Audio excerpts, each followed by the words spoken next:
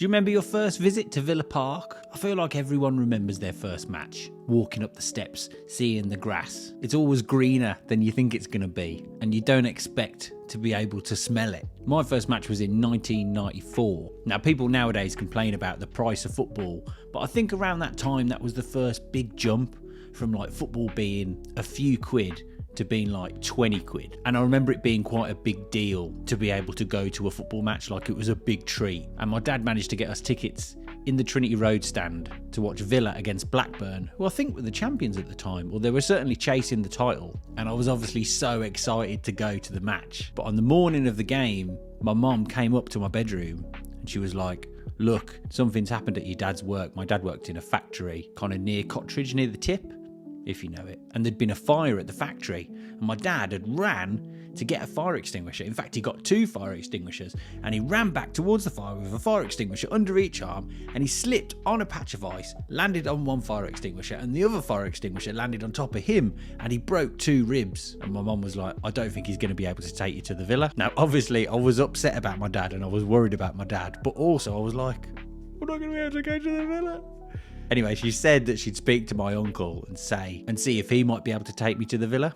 But then my dad walks in the front door and he's all patched up, strapped around his ribs, and he's like, no, I'll take him. So we go, and we park near that row of shops on the other side of the underpass, if you know it. And this little kid came up and went, "Look after your car, mister, go look after your car."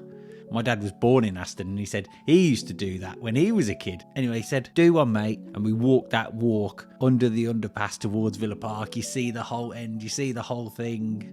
It's just brilliant, isn't it? Burger vans, the person selling those little donuts. My dad bought me a scarf. It said Aston Villa, pride of the Midlands. And then we went into the Trinity Road Stand. Now, this is obviously the old Trinity Road Stand, which is a beautiful piece of architecture. Red brick. Really should have been listed. Never really should have been knocked down, I think. But the downside of the old Trinity Road Stand was pillars. It had pillars all the way through it. And if you were unlucky enough, you'd end up sat behind a pillar. Now, one of our 2 seats was sat behind a pillar. Restricted view. It was probably a cheap ticket, wasn't it? But in those days, Villa Park, in fact, no football ground was really packed out. I don't know if it was the recent price rise or just that football wasn't as popular as it is now, which is mad to think, but it was true.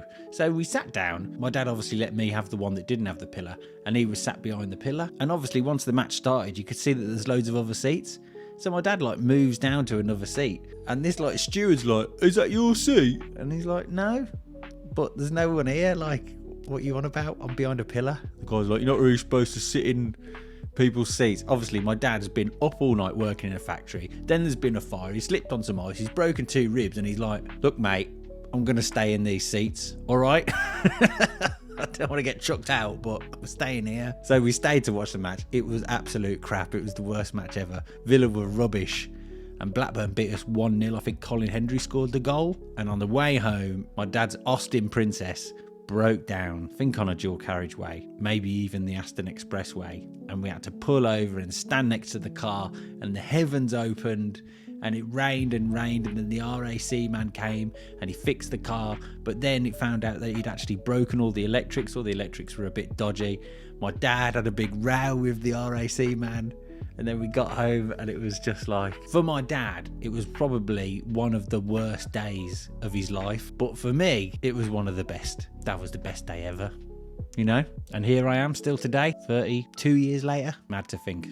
Anyway, let me know yours if you've got a good story about your first Villa match. Who did you go with? Who took you? Was it your brother? Was it your nan? Was it your uncle? Was it your dad? Was it your mum? Did you sneak in at half time? Did you win? Very rare stories I've heard of people actually winning their first Villa match. Anyway, let me know. And if you like this kind of Villa chat, subscribe to my channel. My name's Sam, True Adventures. Give me a like, give me a subscribe. All right, have a good one. Up the Villa.